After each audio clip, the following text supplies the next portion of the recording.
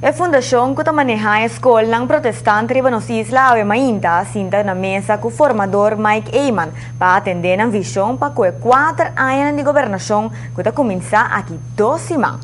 A fundação maneja 6 diferentes escolas que está operar basar riba norma e regra de missa protestante.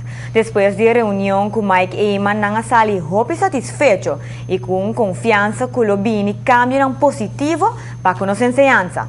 A fundação avisa que tem vários pontos que merecem atenção e que não assim que o formador lo hace lo máximo para o ponto que queda bom apresentar ao ministro novo de enseñanza.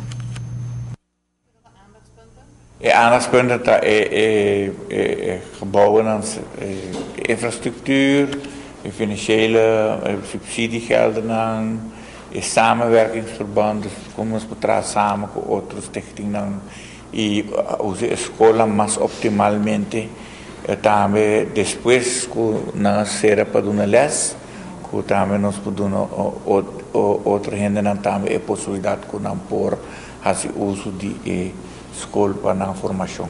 Sugerência na que o Senado presidente com não acceptado. Hopi bom, sí. Mejor como quiera que ela está.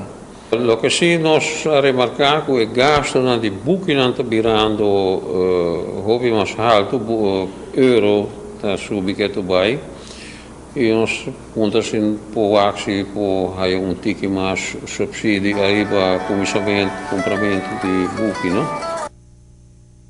A fundação aqui existe desde o ano 1955 e maneja 3 escolas em Montplaisir, John Wesley College na San Nicolás e 2 escolas de Grof van Zinzendorf também na San Nicolás.